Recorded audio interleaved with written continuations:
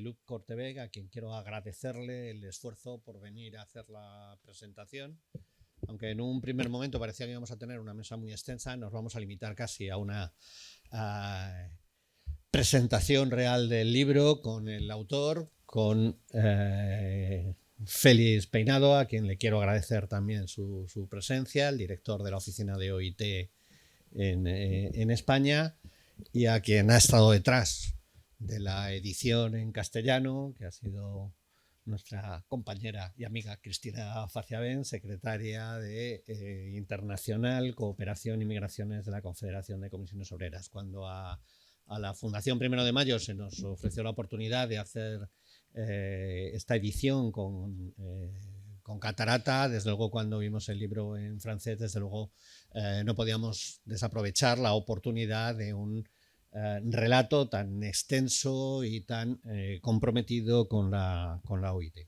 Pero como a mí no me corresponde hacer mayor valoración del libro, le voy a ceder la palabra en primer lugar a Marifé Sastre, que es la secretaria de Trabajo y Nuevas Realidades de Comisiones Madrid, para que nos dé un saludo, y a el secretario general de Comisiones Obreras, a Unai Sordo, para que haga lo propio antes de proceder a la propia mesa. Marifé. Hola, buenas tardes a todos y a todos. Y bueno, por mostrar el gran interés en este libro, la presentación de un título que por su nombre ya, su propio título, ya es muy interesante, es el futuro del trabajo decente en el mundo. El pasado día 7 de octubre ya conmemoramos el Día del Trabajo Decente, como todos los años, y solemos hacer siempre más énfasis en lo que es en hablar y en debatir sobre el trabajo decente, ¿no? Ese día. Ni que decir tiene que dentro del mundo del trabajo hay muchas realidades. No es lo mismo trabajar para los países de Sudamérica que para trabajar para países europeos o trabajar en el continente asiático. Pero desde una perspectiva homogénea del mundo del trabajo, sí hay cuestiones que podemos trabajar en común para conseguir que las personas trabajadoras estén donde estén, al inicio de su actividad laboral tengan las mejores condiciones o unas mínimas condiciones de salario, jornada, seguridad social, salud laboral, formación, organización y, como no, negociación colectiva, que nos permitan en un momento dado tener una vida más digna y suficiente. Durante la lectura de este libro que se presenta hoy aquí, nos van relatando detalles de las misiones de la OIT, que se formó en el 1919, que desde su duro trabajo colectivo y su capacidad de influencia ha ido ganando derechos en pos de la dignidad de personas que en su actividad laboral han sido y son consideradas meros instrumentos para la obtención de beneficios de los poderes económicos. Todas sus misiones son muy importantes y como algunas de ellas las relatan en el libro, os digo, por ejemplo, el Qatar y los trabajadores que trabajaron haciendo los estadios del Mundial que se celebró allí, o por ejemplo el trabajo infantil, su abolición es muy importante para nosotros, pero también es verdad, como tal y como lo explican, tienen que discutirse las condiciones en las que se hacen, porque la economía familiar de algunos familiares cuando se habla de trabajo infantil pues es complicada y les afecta esa abolición y por tanto es complicado. O la situación de los sindicalistas en América, que ven amenazada su vida simplemente por el hecho de ser sindicalistas o de reclamar sus derechos. Las nuevas constituciones de algunos gobiernos derechas neoliberales y de la ultraderecha están haciendo, o lo primero que hacen, una de las primeras cosas es reducir los derechos de los trabajadores y trabajadoras o eliminar algunos. Por ejemplo, la organización o la sindicalización y la negociación colectiva. Para ellos es importante dinamitar ese proceso o ese derecho que tienen los trabajadores y trabajadoras. Agravan de esta forma la situación de los mismos en el proceso de su actividad laboral.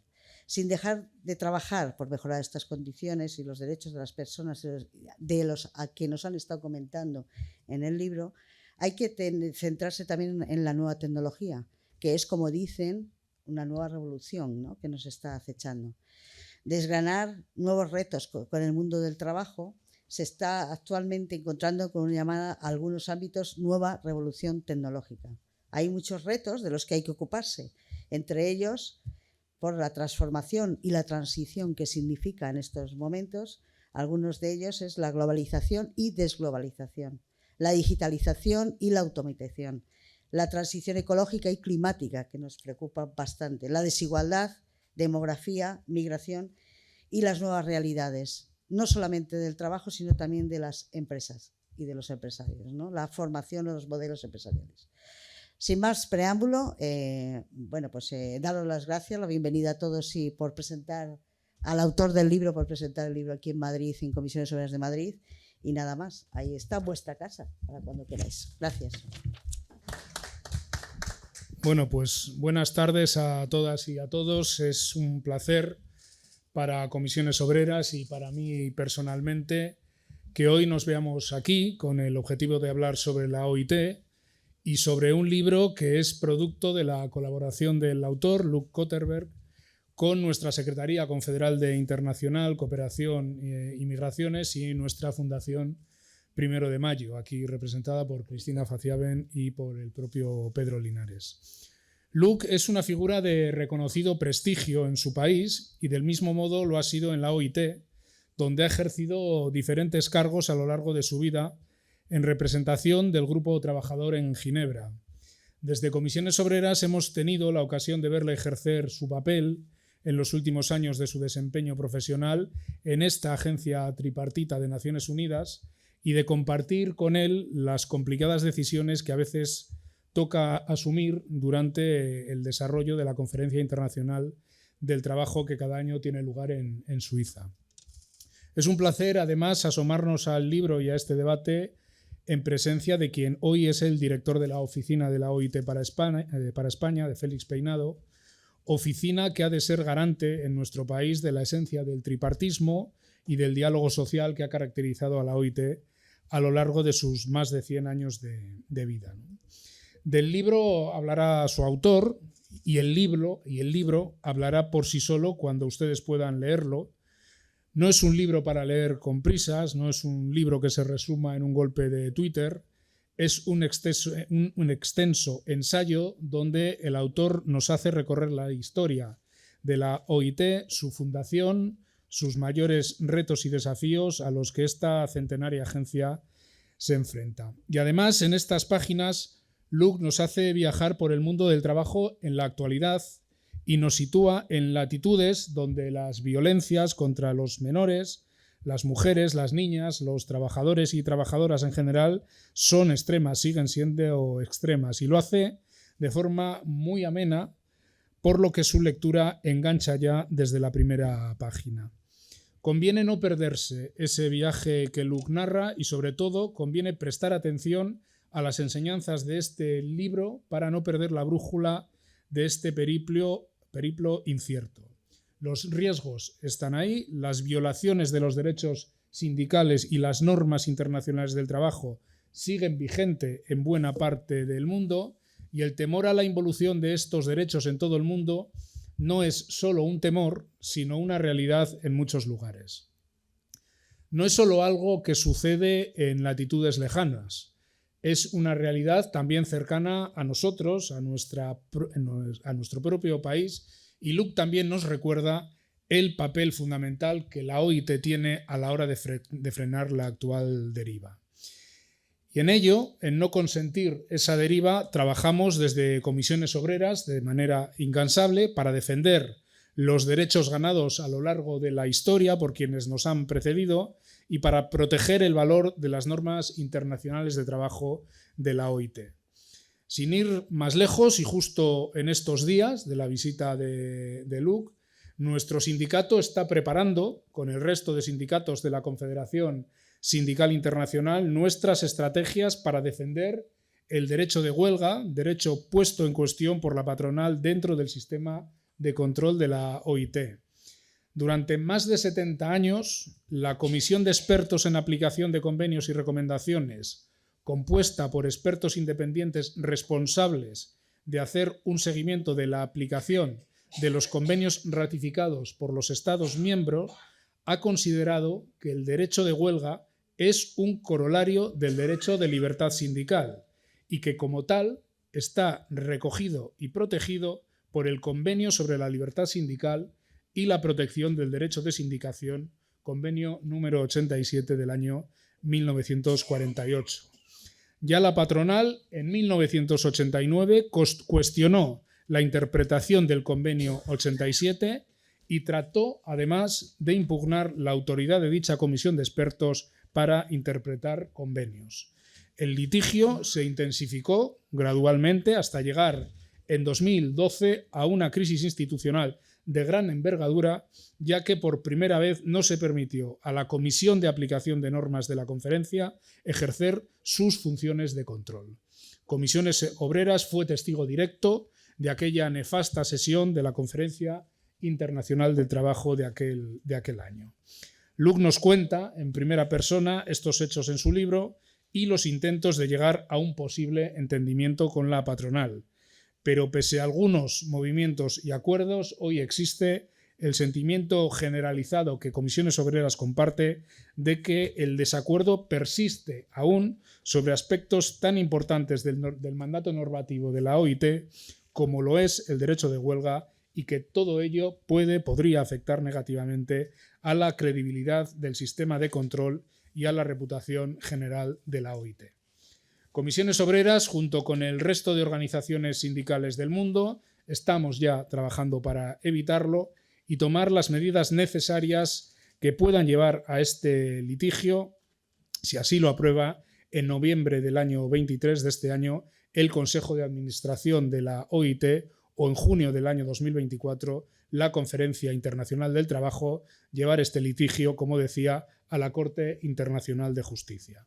Creemos con firmeza que el sistema de control de la OIT, en la plena aplicación de las normas internacionales del trabajo y en el extraordinario papel de la Comisión de Expertos, y ejerceremos de manera responsable nuestro papel como mandantes de la OIT. Como os decía al principio, Luc nos guía en su libro en estos debates y otros de la misma importancia y envergadura, y por ello os invito a una lectura atenta de estas páginas, desde las que podemos entender mucho mejor la grandeza de la OIT, de su sistema de control y la necesidad imperiosa de seguir defendiendo su existencia y protegiendo un patrimonio centenario de extraordinario valor. Nada más y muchas gracias. Bueno, ya sin más preámbulo daríamos paso a la mesa para que sea la presentación del libro, no sin antes agradecer a Luc y a Alejandra, que ha sido la persona que trabajó en la traducción, porque no solamente tenemos un libro traducido de las ediciones anteriores en flamenco, en inglés y en francés, sino que han hecho una actualización, por lo que el texto que hoy presentamos está actualizado prácticamente a mediados de este año, con lo cual yo sí quería agradecer el trabajo y un reconocimiento por esa actualización que hoy podemos disfrutar. Sin más, yo le daría la palabra casi a Cristina para que modere ya sí, la mesa de presentación. Que buenas tardes a todos y a todas. Gracias por estar hoy aquí. Por supuesto, agradecer especialmente a Luc que nos acompañe hoy. No somos muchas las personas que nos hemos congregado, pero esto va a tener continuidad, lo que estamos hablando se va a grabar y vamos a poder disfrutar también otras personas que no han tenido la oportunidad de acompañarnos. Quiero agradecer especialmente a Luc que ayer estuviera en Toledo presentando el libro, que hoy esté aquí en Madrid, no solo por la propia relevancia del libro que estamos presentando hoy y que nos llevó, como ya se ha dicho, a su traducción y a su edición en la versión en español, a las Comisiones Obreras, a la Fundación 1 de Mayo y a la editorial Catarata, sino también por su amabilidad de estar aquí presentando en primera persona el libro. Quiero agradecerle también el querer compartir con todas nosotras y nosotros esta inmensa sabiduría que tiene sobre una institución que es nuestra, que es una institución como la OIT de las personas trabajadoras, porque no hay que olvidar que la Organización Internacional del Trabajo es la única agencia de Naciones Unidas de carácter tripartito. Estamos gobiernos, empresarios y trabajadores en ella, somos sus mandantes. Cuando se planteó la posibilidad de hacer realidad este libro desde la Secretaría Internacional de Cooperación y Migraciones, no lo dudamos ni un momento, ¿no?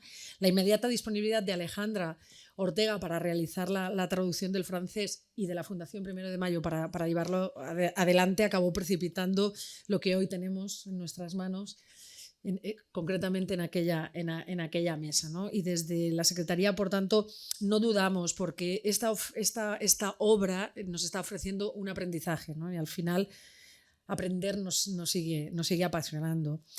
Un aprendizaje importante sobre una realidad como es la OIT, con la que estamos trabajando, aunque no lo parezca, estamos trabajando durante todo el año desde Comisiones Obreras e intensamente durante los 15 días que dura la conferencia internacional en Ginebra. Pero queríamos que todo el sindicato conociera también esta institución y el trabajo que se realiza en ella. Todos hemos oído hablar de la OIT, pero pocos sabemos exactamente qué hace, para qué sirve, cómo actúa. Este libro original de 2020, que como comentaba Pedro, Luc ha actualizado poco antes de que se realizara esta traducción, lo plasma, ¿no? No voy a hablar yo tampoco del contenido del libro, no porque no me lo haya leído, que lo he hecho y además, como decía Unai, lo he devorado prácticamente, ¿no? Porque es un libro que realmente te lleva, ¿no? A seguir leyéndolo realmente, sino porque... No voy a hablar del libro porque tenemos la oportunidad de que el propio autor nos destaque lo que para él es más importante. Solo haré un spoiler y solamente voy a decir que realmente es una lectura apasionada, tanto por su contenido como por cómo está narrado, ¿no? Y no lo digo como alguien que está familiarizada más o menos con la institución que representa la OIT, sino porque creo que los que os lo hayáis leído estaréis de acuerdo conmigo, ¿no? Que consigue atrapar a pesar de ser, y no lo voy a negar, un tema arduo, un tema complicado. Alejandra y yo tenemos el privilegio de estar junto con 5.000 personas más, todo se ha dicho, cada año en Ginebra, en el mes de junio, y vivir pues, trepidantemente, ¿no? lo que es la conferencia, lo que es ir arriba y abajo del edificio de Naciones Unidas al edificio de la OIT para ir siguiendo el debate, ¿no? Y eso yo creo que nos da pistas, ¿no? Sobre la relevancia y sobre la dimensión real de ese trabajo en OIT. Pero en mi humilde opinión, lo más acertado del libro de Luc es que nos permite a quienes no hayamos estado nunca en contacto con la OIT comprender lo que supone, ¿no? Y quienes sí que hemos sido testigos, pues entender mucho mejor lo que ocurre en ese laberinto lleno de gente. Pero otro elemento que para mí lo hace fascinante es que no se limita a dejarnos en las inmensas salas del edificio, de los edificios de Ginebra, sino que nos lleva hasta Myanmar, pasando por Colombia, por Qatar o por Guatemala, ¿no? Que son, creo, los peores escenarios donde se violan de forma sistemática derechos humanos, sindicales, laborales y las normas internacionales del trabajo. Y de las que Luc nos puede hablar con gran conocimiento de causa, porque durante muchos años, como comentaba Unai, él ha sido un actor principal en esta organización. Pero este libro no solo habla del pasado, sino que nos da pistas sobre cómo seguir creando derechos, luchando por ellos, denunciando violaciones. La cuestión, el litigio, la disputa sobre el derecho a la huelga es un tema realmente apasionante, muy peligroso según cómo termine para los sindicatos en todo el mundo, pero que nos demuestra lo viva que está la OIT y lo necesaria que es. Al final, este libro nos da pistas sobre cómo seguir con el trabajo que hacemos diariamente, ¿no? desde Comisiones Obreras. Y ya acabo invitándoos a todos y a todas quienes no lo hayáis hecho, que os leáis este libro de aventuras, realmente aventuras apasionantes donde las personas trabajadoras somos las protagonistas. Muchas gracias. Yo leo, como estoy aquí como también de moderadora, le paso la palabra a Félix Peinado, el director de la oficina de OIT en España, agradeciéndole, por supuesto, que nos acompañe hoy, y la palabra es tuya. Muchas gracias a todo el mundo. Que es casi lo que quería decir hoy aquí. Y luego deciros lo honrado que me siento y lo orgulloso de poder participar al lado de una figura como es Luc Korteweg, sentado en la misma mesa que él, que es mi función aquí, o lo que yo quiero destacar hoy aquí es la importancia de la figura del autor. El autor no es un académico, no es un teórico del mundo del trabajo, es un practicionista del mundo del trabajo, es un sindicalista y además ha sido durante 20 años el líder a nivel mundial de la representación sindical en la Organización Internacional del Trabajo, que como muy bien ha destacado Unai, ha destacado Cristina, pues es la organización tripartita de Naciones Unidas para el mundo del trabajo con 104 años de historia ya.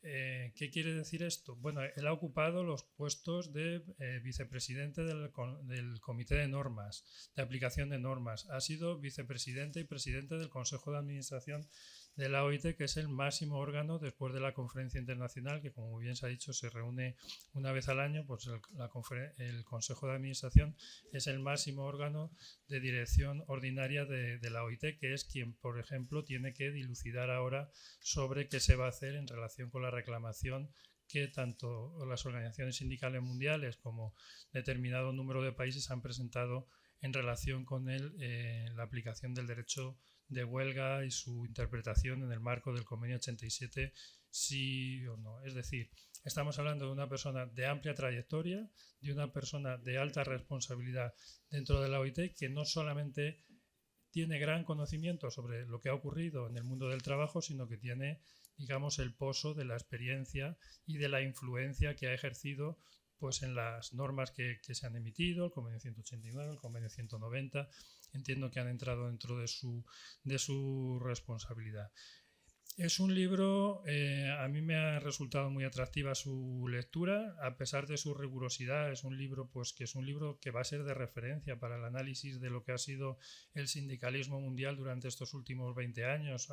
Relaciona informes, relaciona actas, relaciona personas, fechas, es decir, no es meramente una alocución, una intervención teórica sobre el mundo del trabajo, sobre ideas, sus ideas sobre el mundo del trabajo, sino que tiene una parte histórica y una parte científica, digamos, importante. Pero aún así, como ya se ha dicho también, pues se hace de todos los puntos de vista compatible con la amenidad, siendo temas importantes y arduos en muchas ocasiones los temas a tratar, pues ha sido capaz de hacerlo de forma pues atractiva, amena, y a mí personalmente pues me ha resultado, como persona que trabaja para la OIT, pues me ha resultado interesante conocer pues cómo se toman las decisiones, cómo se negocia en los órganos de administración, el contrapeso que se tiene que ejercer entre los 187 estados, entre la participación sindical,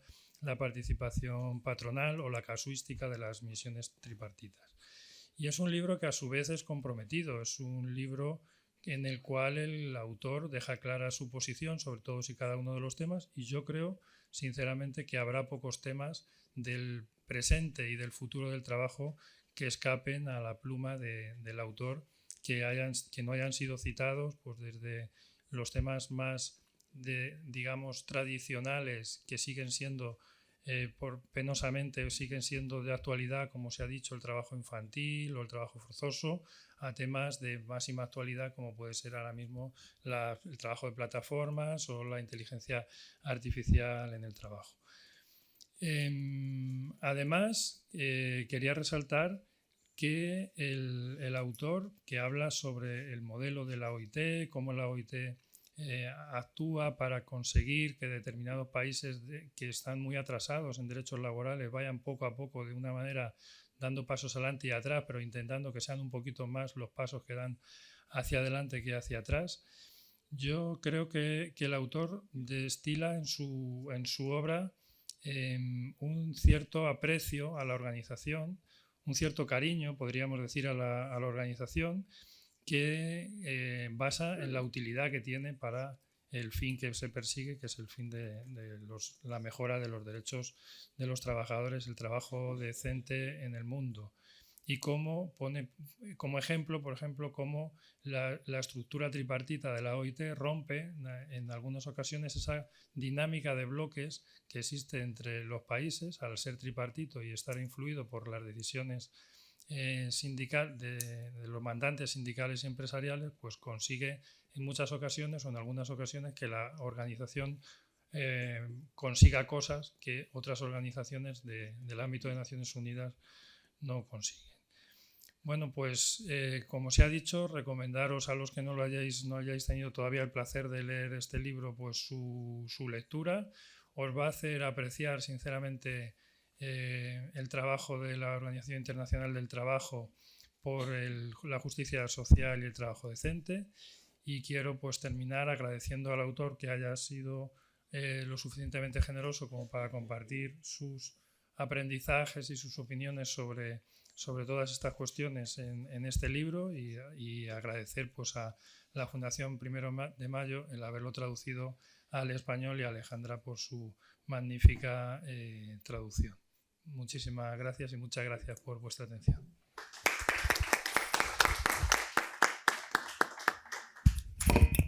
Bueno, y ahora, sin más, ya le paso la palabra a Luc. Cuando quieras. Gracias. Estimado Pedro, Marie, Unai, secretario general, Cristina, Félix y Alejandra. Gracias. Estimados invitados, es un honor especial para mí presentar mi libro aquí en Madrid. Aún queda trabajo por hacer, el futuro del trabajo decente en el mundo. Escribí este libro en 2019 en flamenco holandés, mi lengua materna en Bélgica. Nunca esperé que se tradujera al francés y al inglés y luego de nuevo al español. El hecho de que el libro haya sido traducido al español no es mérito mío. Sin duda volveré a eso más adelante. Especialmente para la edición en español actualicé el libro junto con Alejandra Ortega Fuentes, quien es la base de este libro en versión española. Gracias por su calidad bienvenida. Gracias por su interés. Hasta aquí mi intento en mal español.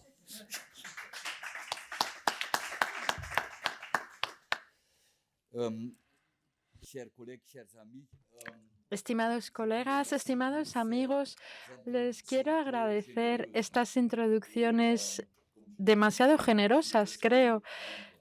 Siempre tenemos que seguir siendo humildes, sencillos, cercanos a los trabajadores.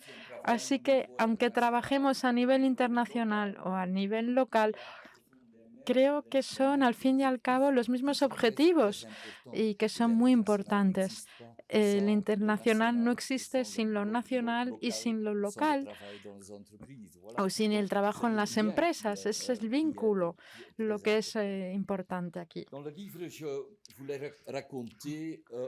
En el libro lo que quería era contar la historia de la Organización Internacional de Trabajo como impulso de la justicia social destinada a los trabajadores.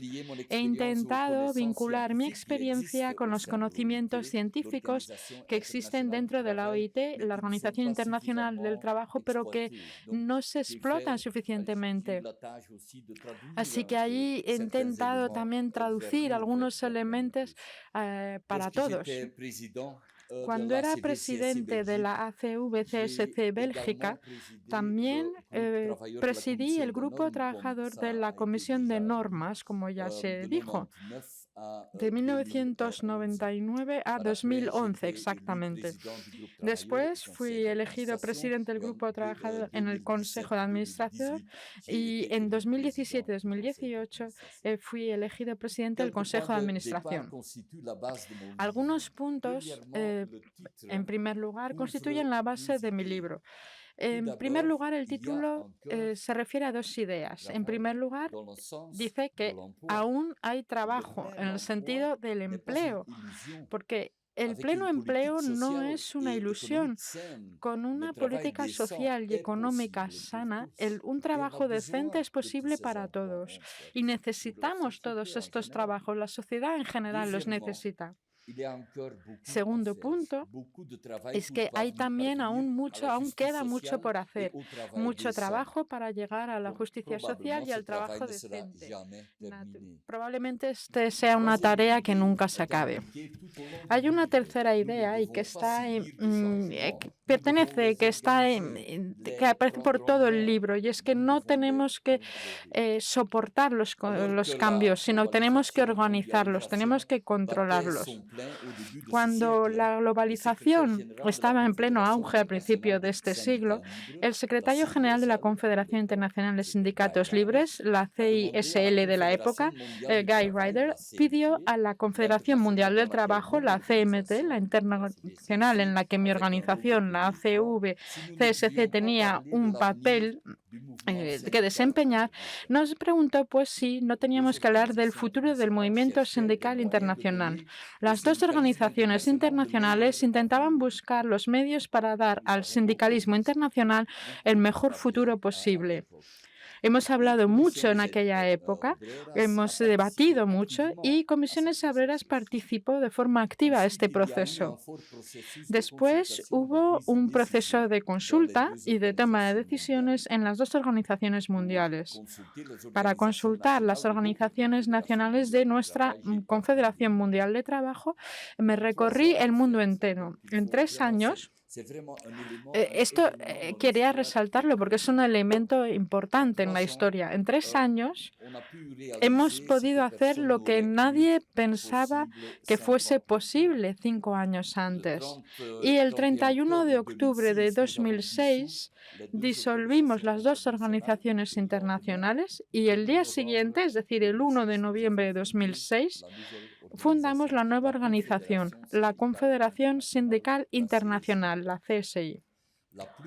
Es la mayor confederación sindical internacional, pero que también es algo importante que hay que resaltar, es que es la mayor organización libre en el mundo. Si cogemos todas las ONGs o cualquier otro tipo de organizaciones, es la única organización libre y es la más grande en el mundo entero. Guy Ryder se convirtió en secretario general de la nueva organización. Sharon Burrow fue la presidenta y Michael Sommer de la DGB y yo mismo nos convertimos en 2 presidentes adjuntos. Y digamos que estos 4, al principio sobre todo de la organización, fuimos los que pusimos en marcha la nueva organización. Cuando dejé la presidencia de la ACV-CSC a finales de 2011, después de 12 años siendo presidente de la CSC, la Confederación Mundial Internacional, la CSI, me preguntaba muchas veces, Luc, ¿realmente quieres parar del todo? Bueno, pues ya sabéis la respuesta. Me convertí en presidente del grupo trabajador de la Organización Internacional del Trabajo y Guy también, que es importante, se convirtió en director general después de una campaña importante. Y en 2017-2018 me convertí en presidente del Consejo de Administración.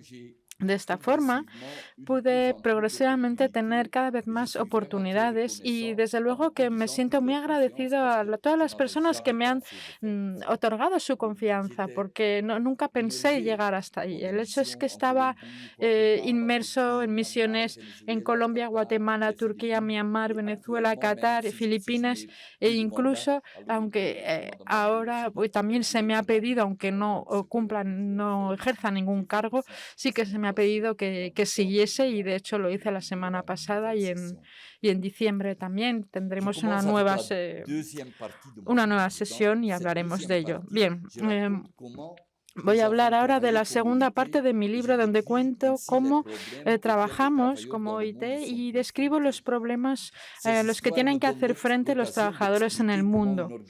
Estas historias me ofrecen la oportunidad de explicar cómo una organización de trabajadores domésticos en India o iniciativas en Sudáfrica condujeron a que se reconociese de forma mundial los trabajadores domésticos a través de una legislación internacional, el Convenio 189 sobre los trabajadores y trabajadoras domésticos, que afortunadamente en vuestro país, en España, acaba de ser ratificada. O cómo el trabajo y el compromiso local se convierte en la base del derecho internacional. Sé hasta qué punto el trabajo de base es importante para comisiones y, desde luego, con justa razón. Y en el libro podía describir qué mecanismos eran los que funcionaban y cuáles eran los que no funcionaban y por qué. Y cómo los factores de éxito se veían reforzados por una buena combinación de presiones sobre los Estados miembros para que respetasen los convenios en derecho y en la práctica, y que las dos cosas son importantes, y que hubiese también una cooperación específica para financiar el apoyo técnico necesario. Estoy pensando en un proyecto interesante de la OIT que ha apoyado el diálogo social en el oeste de África y que de nuevo está ahora mismo haciendo frente a desafíos importantes. Ahora mismo hay un proyecto en Mali. Bueno, son proyectos que siguen creando, por ejemplo, trabajo en los campos de refugiados de los países que están situados alrededor de Siria. Podría hablar también de cómo la lucha contra el trabajo infantil y la esclavitud moderna se lleva a cabo y cómo necesita un nuevo impulso después de la pandemia, considerando las consecuencias de las guerras, puesto que ahora mismo estamos afrontando guerras muy crueles. He podido describir el gran proyecto de protección social, de seguridad social, y aquí lo he podido vincular con estos estudios de la OIT, con nuestro trabajo sindical.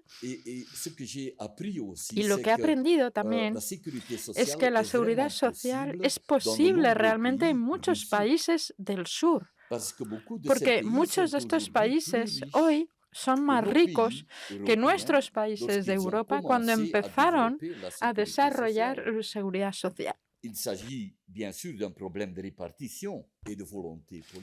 Es, por supuesto, un problema de ambición y de voluntad política. Puedo demostrar cómo la privatización y la comercialización de los sistemas de jubilación en muchos países, bajo la presión del Fondo Monetario Internacional, han fracasado. Y que con todo tipo de medidas nos arriesgamos también a acabar acabando con la seguridad social en nuestros países europeos. Esto es lo que constituye la parte central del libro El mundo del trabajo. Esta segunda parte del libro la he basado en muchas conversaciones con trabajadores y trabajadoras y sindicalistas en el terreno, y habla de lo que he vivido a lo largo de misiones tripartitas de alto nivel de la OIT, donde los tres presidentes, el de los gobiernos, el de las empresas y yo mismo, con oficiales de la OIT, iban in situ. Hablo en el libro de nuestra misión en Colombia, donde habían sido asesinados cientos de dirigentes sindicales. Hemos hablado con las organizaciones sindicales, pero también hemos hablado con las viudas de los dirigentes asesinados, con sus familias. Hemos escuchado hasta tarde, por la noche, testimonios sobre la situación imposible en la que se encontraban los dirigentes sindicales en aquel momento. Hemos hablado con las autoridades judiciales, con el Parlamento y con el presidente. Es decir, bueno, en realidad, como fui 3 veces, hablé con los distintos presidentes de Colombia. No fue cosa fácil, la verdad. En fin, el método de nombrar para avergonzar a los países que no respetan las convenciones de la OIT, combinada con una presión sostenida, no es perfecta. Está claro como un modelo, pero puede funcionar. Y en el libro describo esta metodología, estos métodos de la OIT.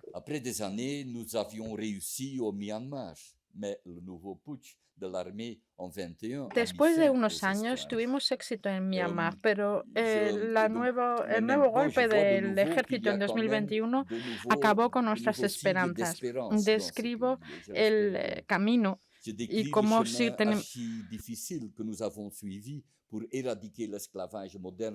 tenemos esperanza a pesar de que este camino es archidifícil. Y hemos podido continuar para erradicar la esclavitud moderna en Qatar y no ha acabado, lejos de ahí. Cómo hemos podido intentar obtener la libertad sindical en Guatemala, donde siempre hemos tenido que hacer frente a la política y a la corrupción. Pero nuestros colegas sindicales de estos países, porque de vez en cuando hay que decirlo, nosotros y otros, muchas veces nos vemos desanimados, pero nuestros colegas sindicales de estos países siempre nos han suplicado que no abandonemos la acción de la OIT, que es su única esperanza y su único apoyo. La OIT es la que puede ayudar a que las cosas sean diferentes. Y como dirigente sindical en Bélgica, yo misma he utilizado en varias ocasiones los convenios de la OIT ante los empresarios y ante el primer ministro. Y a veces funcionaba. Fuese donde fuese en Europa, la OIT apenas es una organización conocida. Sin embargo, el modelo social de nuestros países se basa en las normas de la OIT. Es lo que explico en la primera parte del libro, la fundación de la OIT.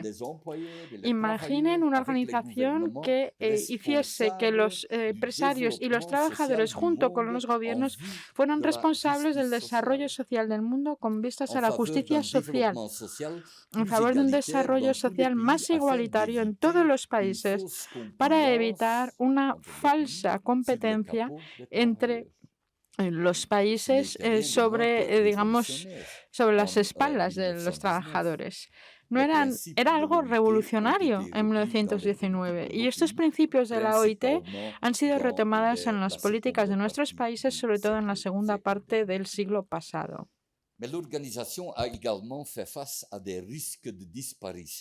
Pero la organización ha tenido que hacer frente a riesgos de desaparición. 5 veces podía haber desaparecido la OIT. La primera vez cuando desapareció la Sociedad de Naciones justo antes de la Segunda Guerra Mundial. Pueden leer los otros momentos críticos en el libro. Pero cuando cayó el muro de Berlín, es decir, en 1989, y que la ideología de la globalización se ha visto glorificada y que se decía entonces que no era necesaria una protección del trabajo, pues algunos gobiernos y empresarios declaraban que la OIT era inútil. Pero el debate, contra toda expectativa, llevó a una declaración relativa a los principios y derechos fundamentales en el trabajo, que exigía que todos los Estados miembros respetasen la libertad sindical, la libertad de acción y de negociación, la prohibición del trabajo infantil, la interdicción de los trabajos forzados, la prohibición de la discriminación, es decir, que se convirtió en un deber de todos los Estados miembros, aunque no hubiesen ratificado esas convenciones, esos convenios. Así que los trabajadores tenían, pues, derechos universales. Y el año pasado, un nuevo derecho universal de los trabajadores se añadió: el derecho a un medio de trabajo seguro y salubre. La última crisis fue provocada en el 2012. Ya hemos hablado antes en la introducción y en ese momento la Organización Internacional de los Empresarios, el grupo patronal de la OIT, no querían reconocer el derecho de huelga de forma internacional porque la amenaza del modelo soviético ya no existía. Eso es lo que decían. Han expresado sus dudas sobre la objetividad de la comisión de expertos en la aplicación de las normas. Y pueden leer en el libro que hemos encontrado una solución pragmática, vamos a decir pragmática, en 2015.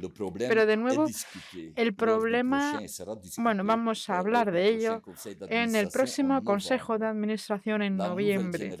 La nueva generación del grupo de empresarios desafía una vez más a la OIT.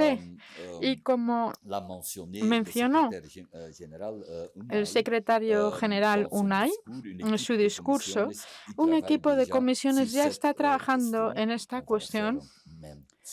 Lo vamos a hacer esta noche, creo, incluso. Vamos a seguir en ello, colaborando con los equipos jurídicos de la Organización Internacional del Trabajo y de la Confederación Sindical Internacional. En la tercera parte del libro, intento describir el futuro del trabajo. La Comisión Mundial sobre el Futuro del Trabajo, de la que he tenido el inmenso privilegio de formar parte, ha enumerado los progresos que hemos realizado en la OIT en los últimos 100 años. Esto fue en 2019, justo antes de la pandemia y de la guerra de Ucrania. A causa del coronavirus, la PNUD, el Programa de Naciones Unidas para el Desarrollo, expresa por primera vez desde hace 30 años que el miedo que tiene de una vuelta atrás si no urgentemente no nos comprometemos en la lucha contra las desigualdades. Pero sí que es bueno también reconocer los progresos que sí se han llevado a cabo y que siguen haciéndose y se siguen llevándose a cabo. Es difícil, desde luego, para nosotros como sindicalistas, pero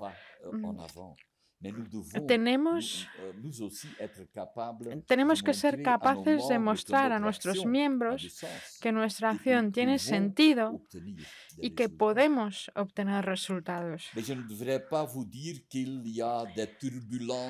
No creo que haga falta que les diga que hay turbulencias en el mundo. Estoy ahora mismo describo 7 desafíos para el mundo de trabajo. La globalización y la desglobalización, que son 2 movimientos opuestos, pero que coexisten. Piensen en Brexit y al proteccionismo americano y a la política económica de China, por otro lado. El mundo geopolítico se divide cada vez más y lo podemos ver en estos últimos días. Esta división es cada vez más política, pero también las multinacionales son las que dirigen el mundo. Segundo punto es la transición ecológica y climática, que es el desafío más importante. No habrá empleo en un planeta muerto. Tercer punto, las desigualdades en cualquier ámbito. Cuarto punto, los desequilibrios demográficos que son evidentes y ya vemos hasta qué punto es difícil hacer frente a estos desequilibrios. De aquí a 2050, el 14% de las menos de personas están en edad de trabajar en Europa. En África, en cambio, será un 12% más y la mitad de la población africana tendrá menos de 25 años. Así que esto es un desafío para África, pero también para nosotros. Punto número 5, la automatización y la digitalización. Punto 6, los nuevos métodos de trabajo y la calidad del trabajo. El problema no es solo la cantidad de empleo, sino la calidad del trabajo y las transiciones difíciles a los que tienen que hacer frente los trabajadores a lo largo de estos últimos años. 7, los modelos de negocio donde la ganancia a corto plazo tiene más importancia que a largo plazo. Y sobre la base de estos desafíos, de estos 7 desafíos, la Comisión Mundial sobre el futuro del trabajo ha emitido una serie de recomendaciones con los objetivos claves siguientes. 1. El contrato social más importante de todos los tiempos, que es la fundación de la OIT, mantiene su valor, pero tiene que ser reforzada y renovada. Punto número 2. La tecnología no debe ser dueña del hombre. Es el hombre quien tiene que dominar a la tecnología. Punto número 3. La tecnología y la inteligencia artificial también pueden ofrecer oportunidades de empleo a condición de que los desafíos para la salud y para el clima sean corregidos y el aporte humano siempre será imprescindible. Todos estos temas de la inteligencia artificial se ven en este punto. Punto número 4. La relación y empresario. El contrato de trabajo tiene que estar dentro del corazón del trabajo y cada trabajador tiene que poder beneficiarse de la protección del empleo y de la protección social. Así que los chicos y las chicas de Deliveroo o de Iberis también los que trabajan en trabajos, digamos, pequeños trabajos que se ven, digamos, abocados a una explotación parecida a la del siglo XIX, y eso lo dice la Comisión, no lo digo yo. Punto número 5. Las transiciones climáticas y digitales provocan choques y estas transiciones tienen que ser preparadas, tienen que verse acompañadas de un verdadero diálogo social. 6. Los gigantes mundiales de la economía tienen que pagar la parte que les corresponde. El mundo necesita estos recursos. Sobre la base de las recomendaciones de la Comisión Mundial, la Conferencia Internacional del Trabajo ha adoptado la Declaración Centenaria. Pero algunos meses más tarde, un huésped indeseado acaba de paralizar el mundo. Y ese es el título de mi último capítulo. Y intento describir lo que podemos aprender de esta crisis atroz después de la Segunda Guerra Mundial, el valor de la salud y la solidaridad, y que la economía tiene que servir a las personas y no al revés. El trabajo no protegido en la economía informal y la falta de inversión en los cuidados de salud y la seguridad social hace que la gente sea más vulnerable. Las formas que se llaman atípicas de trabajo no son el futuro, sino que al contrario nos muestran que es un desastre este modelo de hacer negocio. ¿Y quién esperaba antes de 2022 a que hubiese una guerra en Ucrania y ahora la guerra entre Israel y Palestina y en otras regiones del mundo, lo que nos lleva cada vez más a un mundo multipolar? Pero desafíos como la globalización, el clima, las desigualdades y la demografía no han desaparecido. Al contrario, se han interconectado e incluso se han visto reforzados por los efectos del COVID y de las guerras. Y por eso vuelvo a la Declaración del Centenario y por eso hablo de las recomendaciones de la Comisión Mundial, que no estaba compuesta por soñadores, ni mucho menos, como ya les he dicho.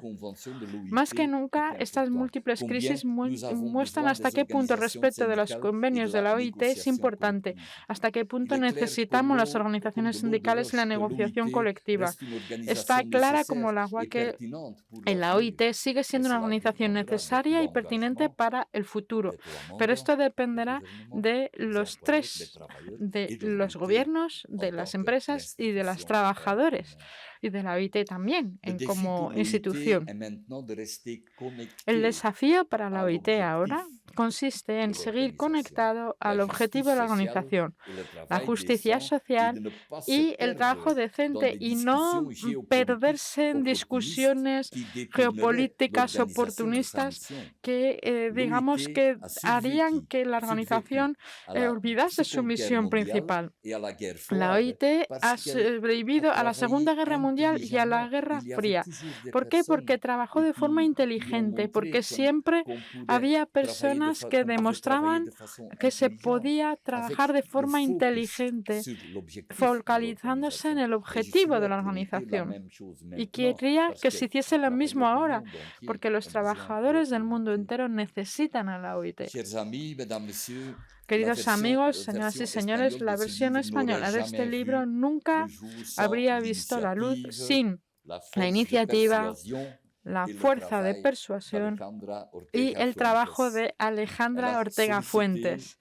Ella fue quien pidió y recibió el apoyo de comisiones y de la Fundación 1 de Mayo y de los libros de la Catarata.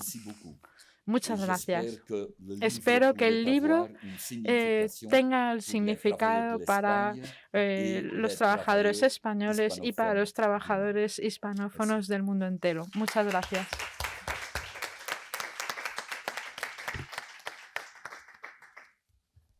Buenas tardes, muchísimas gracias. Y creo que sí, que es un lujo lo que habéis conseguido de tener aquí a el autor de este libro, que he estado hojeando rápidamente y parece una especie de manual sobre la OIT que será muy útil. A mí particularmente me interesa muchísimo de los 7 retos que plantea el tema de las desigualdades. Tal vez porque me he dedicado un poco a algunos de los temas que tienen que ver con la justicia social, con el trabajo decente también, por supuesto. Yo creo que si realmente son un riesgo, como ha dicho Kortebek, es porque las desigualdades son un riesgo para cualquier sociedad en cuanto a la cohesión que necesita para su propio desarrollo. Entonces, si eso es un riesgo, yo creo que los otros 6 retos influyen también y que es más transversal que ser solo un reto. No sé si me lo sé explicar bien. Las desigualdades son un reto en todos los otros retos. Influyen de manera... Y si hablamos de justicia social, que es donde yo tal vez pueda incidir un poco más, no es solamente en el aspecto redistributivo económico, de quién tiene más, quién tiene menos, si los ricos o los pobres. Desde una perspectiva de clase, las brechas sociales son muchas. Tenemos brecha de género, tenemos brecha de étnicas, tenemos brechas de estudio, brechas de edad, que van haciendo que la clase trabajadora tenga cada vez más dificultades en muchos ámbitos. No es solamente que ganen 1.000 euros más al mes o 1.000 euros menos, que es la parte económica redistributiva, sino que hay brechas sociales que son de reconocimiento de las diferencias culturales e incluso de participación política, que en nuestro país el tema de la participación y la representación política ha tenido sus crisis y las sigue teniendo, ¿no?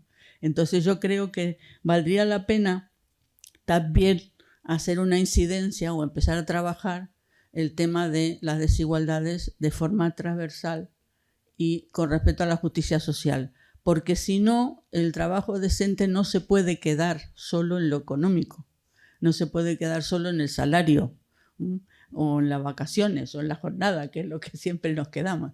Nuestro sindicato apuesta por un trabajo en todo lo sociopolítico y es importantísimo para muchísimas de las desigualdades que hay que superar. Quisiera opinar la mesa sobre el tema.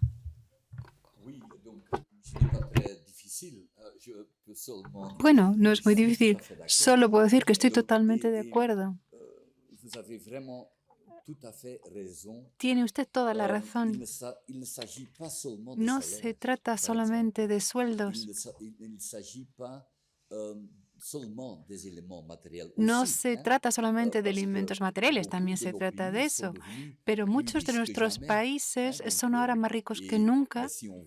Pero si vemos las zanjas, las brechas que hay en todos nuestros países, incluso en mi país,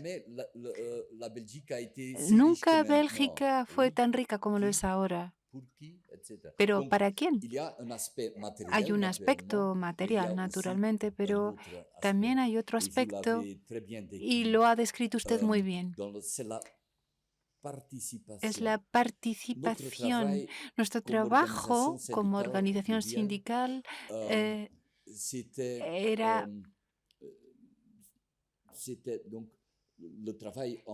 el trabajo a favor de los trabajadores y con ellos. Así que no solamente sobre el elemento material, sino también el hecho de la participación. Tienen la posibilidad de formarse, tienen posibilidades financieras, tienen posibilidades de participar en la sociedad, participar en todos los elementos de la sociedad. Y constatamos actualmente en todos los países, en España, en Francia, Bélgica, en los Países Bajos, en Alemania, lo que constatamos es que cada vez más hay gente que siente que no pueden participar. Buscan una vía, un camino, y el camino a veces es hacia la extrema derecha, lo cual es un gran peligro. Y Así que nuestro papel como organización sindical no es evidente, pero en cualquier caso, si queremos salvar nuestras democracias, no podemos hacerlo sin dar la posibilidad a la gente, a los trabajadores y a los elementos de nuestra sociedad para que participen en su sociedad. Y ahora tienen la impresión de que todo está dirigido desde otros países, pero esto también pasa en Europa, en el mundo. Hay decisiones que se toman y tienen la impresión que ellos no tienen en absoluto influencia. El hecho de no poder influir en todos esos elementos. Y es en ese sentido que yo apoyo totalmente lo que usted acaba de decir. No es baladí que sea un derecho universal. Y por otra parte, hay que describir las desigualdades. Y esto no es fácil. Si hablamos de la desigualdad entre las personas, tenemos discusiones muy difíciles, no solamente en OIT, sino en todas las organizaciones, pero sí he ofrecido distintas razones, distintos aspectos, he presentado distintos desafíos que tiene el mundo del trabajo. Gracias. Tuve la oportunidad, gracias a Alejandra, de leer el libro hace unos meses y me pareció muy interesante por diferentes razones. Yo siempre, la verdad es que siempre he estado, digamos, mirando a la UT desde fuera, viendo sus normas, sus informes, y me llamó y me resultó muy interesante y muy atractivo toda la primera parte del libro, donde explica la dinámica interna. Y además me recordó porque justo el año pasado tuve la oportunidad de participar en una reunión del trabajo decente en las plataformas digitales. Y es verdad que ahí podías ver en vivo directo todas estas dinámicas que veías, ¿no? Y entonces quería plantearte un tema que a mí surgió de esa reunión y que nos suscitó bastante inquietud en el ámbito sindical, las personas que estábamos allí. Porque fue un debate en el que no solo se hablaba, o a raíz de hablarse todo este tema del trabajo decente en las plataformas digitales, vimos que se cuestionaban incluso determinadas convenciones que tradicionalmente se han aplicado al trabajo asalariado con el argumento de que, bueno, esto no afectaba al trabajo autónomo. De hecho, como tú comentaste antes, en un momento dado de la reunión hubo un debate muy fuerte porque desde la parte empresarial se cuestionaba la interpretación de la Comisión Técnica sobre las normas de aplicación. Pero más allá de esto, el debate que se planteaba era, ¿realmente se pueden aplicar las convenciones o afectan las convenciones, los reglamentos de la OIT que habitualmente se han descansado sobre la figura del trabajo asalariado en estas nuevas formas de trabajo? Ahí tuvimos un debate muy fuerte y la inquietud que nos suscitaba es que era desde la parte empresarial se planteaba argumentos como que esto no afectaba, por ejemplo, al trabajo autónomo, o que, por ejemplo, en un momento dado nos llegaron a acusar a la parte no solo de los sindicatos, sino incluso de los gobiernos de ser eurocéntricas, porque estábamos como laminando el derecho de los trabajadores de zonas menos desarrolladas de acceder a un empleo. O, por ejemplo, en cuestiones como el tiempo de trabajo. Ahora hay un debate sobre el reparto del tiempo del trabajo, pero nosotros planteamos que más interesante o más urgente era, por ejemplo, el tema de la flexibilidad unilateral. Es decir, si una persona tiene que estar para acceder a trabajar 2 horas de trabajo efectivo, 8 horas esperando con una bicicleta porque tiene que tiempo efectivo, eso es tiempo de trabajo efectivo para nosotros. En resumen, quería ver tu opinión sobre cómo se están articulando todos estos debates ante nuevas formas de trabajo y hay un rechazo por parte de las organizaciones empresariales a decir que, bueno, que en un momento lo dijeron, que las normas de la OIT eran de un mundo anterior y que no se podían aplicar a este mundo nuevo, ¿vale? Eso es un poco lo que quería plantear. Es totalmente claro que primero puedo decir que esta discusión es la continuación de la declaración del centenario. En la declaración del centenario estaba esto como tema y la comisión estaba compuesta por economistas, políticos, trabajadores, patronos, gente que tenía una responsabilidad en el mundo. Así que no era una composición normal del OIT, no era, era tripartita, sino que había también personas que habían estudiado mucho más que nosotros. Pero por otra parte, estaban muy interesados en el momento en que hablamos, estábamos algunos al lado de los trabajadores y se interesaban mucho por nuestra realidad. Lo que fue importante al principio de la organización. Y si cuando vemos la constitución de la institución, se habla del trabajo y de los trabajadores y del trabajo en todas sus formas, todas sus formas. Así que los empresarios dicen no es correcto, es falso. Está muy claro, y ellos lo saben muy bien, que son todas las formas de trabajo. Y por eso la Comisión dijo claramente, porque habían dicho, esa Comisión dijo, es que son métodos del siglo XIX y no se puede comparar el trabajo con el trabajo del siglo XIX. Y entonces hay que encontrar un nuevo convenio, un convenio que incluya distintos convenios que puedan ser aplicados a estas personas. Y tiene que quedar muy claro para el mundo y sobre todo para el mundo de los empresarios, porque claramente es trabajo, no hay ninguna duda, pero era su estrategia en aquel momento.